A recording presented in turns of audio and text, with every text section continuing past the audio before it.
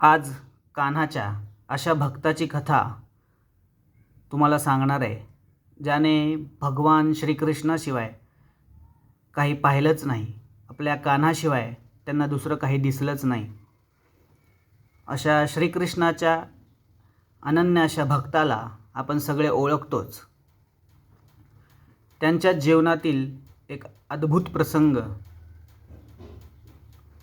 तुम्ही नक्की ऐका, लक्षपूर्वक ऐका, मनःशांती मिळेल. नमस्कार मित्रांनो, मी पांडुरंग भक्त. आपण सगळ्यांनीच सूरदासांचं नाव ऐकलंच असेल. कान्हाचे एकदम अद्भुत अनन्य असे भक्त होते. लहानपणापासून त्यांना डोळ्यांनी काही दिसत नव्हते, पण कान्हा त्यांना प्रत्येक वेळी प्रत्येक क्षणी दिसत होता. त्याच्याशिवाय त्यांनी आत्तापर्यंत काही पाहिलंच नव्हतं. आणि ज्याला श्रीकृष्ण परमात्मा दिसतो त्याला अजून काही बघायची आवश्यकताच पडत नाही. एकदा झालं असं की सूरदासजी रोज भगवंताचं दर्शन घेऊन भगवंताचं दर्शन करण्यासाठी मंदिरात गेले. सकाळी जेव्हा मंदिराचे दार उघडते तेव्हा ते आपल्या गाण्यातून श्रीकृष्ण परमात्म्याचं कान्हाचं वर्णन करत की कान्हा आज कसा दिसतोय, त्याने काय पोशाख परिधान केला आहे, कुठली वस्त्र अलंकार घातली आहेत, हे सगळं ते आपल्या गाण्यातून वर्णन करत असत. आणि तिथं उपस्थित असणारे लोकही हे सगळं ऐकून हैराण होऊन जात की हे कसं काय करू शकतायत. अगदी हुबेहूब असं बारकाईने निरीक्षण केल्यासारखं ते वर्णन करत असत.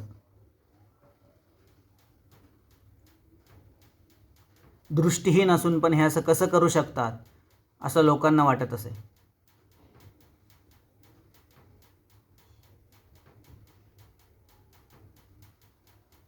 आणि सूरदासजींच्या या देवावरच्या प्रेमामुळं, त्यांच्या गायनामुळं त्यांची ख्याती फार दूर दूर पसरली होती. त्यामुळं बरेचसे लोक त्यांच्यावर जळतही होते. अशा जळक्या लोकांना बऱ्याचदा शंका वाटायची की सूरदासजी आपल्या डोळ्यांनी बघू शकतात, पण ते नाटक करत आहेत किंवा ते खोटं बोलत आहेत असं त्यांना वाटायचं. एक दिवशी त्या जळक्या लोकांनी आपापसात चर्चा केली आणि हे कसं सिद्ध करता येईल यासाठी काहीतरी उपाययोजना करू असं म्हणून त्यांनी ठरवलं. त्या काळी कान्हाची नित्य पूजा करणारे पुजारी विठ्ठलदास गोसावी हे सूरदासजींचे चांगले मित्र होते. तर या सगळ्या जळक्या लोकांना असं वाटू लागलं की बहुतेक विठ्ठलदासजी सूरदासजींना सांगत असावेत की मी आज कानाला हे वस्त्र परिधान करतोय, हा पोशाख करतोय किंवा हे अलंकार घालतोय, त्यामुळेच बहुतेक सूरदासजी ते सगळं वर्णनातनं सांगत असावेत. असं म्हणून हे सगळी लोक विठ्ठलदासजींकडे गेले आणि त्यांना म्हणाले, तुम्ही हे सूरदासजी जे वर्णन करतात ते सगळं तुम्ही त्यांना सांगता का? तर त्यावर विठ्ठलदासजी म्हणाले की या विषयावर माझं सूरदासजींशी कधीही आणि कसलंही बोलणं होत नाही.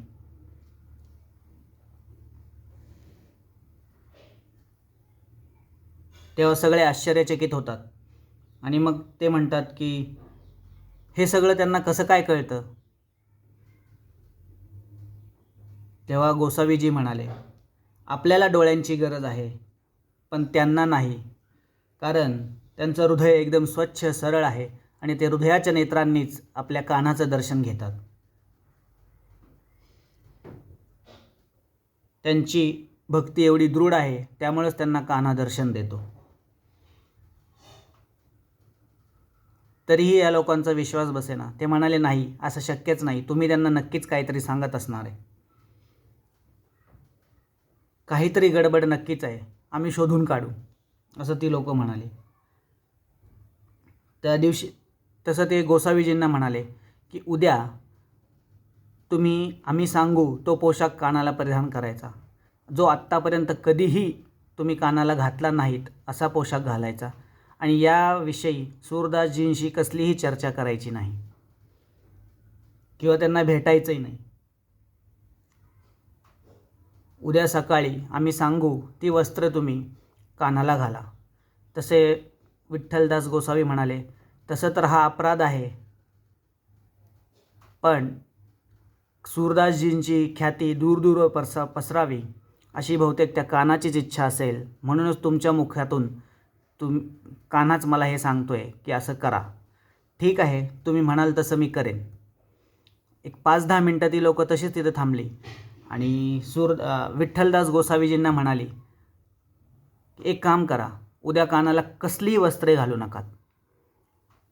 कानाची मूर्ती आहे, कानाची प्रतिमा जशी आहे तशीच ठेवा.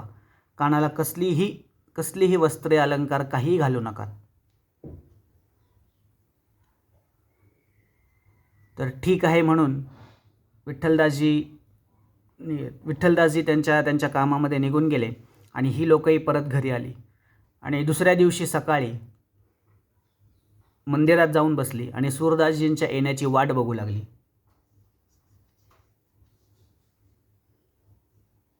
तसे सूरदासजी हसतमुख चेहऱ्याने मंदिराकडे आले आणि जसे सूरदासजी आले तसे या लोकांनी मंदिराचा गाभारा उघडला आणि सूरदासजी आपल्या कानाकडे बघू लागले आणि त्यांना बघून, कानाला बघून या लोकांना असं वाटलं की आता सूरदासजी नक्कीच काही ना काहीतरी वर्णन करतील आणि आपण त्यांचं खोटं पकडूयात असं या लोकांना वाटलं. कारण या लोकांना माहीत होतं की आज कानाला कुठलेही वस्त्र अलंकार काही घातलेले नाही आहे. तसे सूरदासजी कानाकडे बघितलं आणि खाली मान घालून लाजत हसत बसले. तर लोक त्यांना म्हणाली, सूरदासजी काय झालं, गाभारा तर उघडलाय, आज वर्णन करणार नाही का कानाचं? आम्हाला गाऊन सांगणार नाही का कानाने काय घातलंय, कुठले वस्त्रालंकार घातलेत?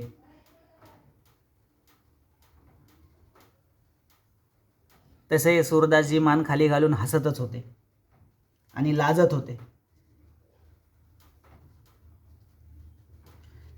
तशी लोक म्हणाली, काय रोज तर सांगता, आज काय झालं तुम्हाला वर्णन करायला, नुसतं हसत आहात, काय झालं सांगा लवकर, आम्ही उत्सुक आहोत. गा पटकन गा, आम्ही तुमचं वर्णन ऐकायला उत्सुक आहोत. तसं सूरदासजी म्हणाले, देवाचं हे रूप इतकं सुंदर दिसत आहे की माझ्याकडे त्याचं वर्णन करायला शब्दच नाही आहेत. असं मनमोहक रूप आज जे देवाचं आहे ते फक्त यशोदा मैयानेच पाहिलेलं आहे आणि आता आज आपण पाहतोय.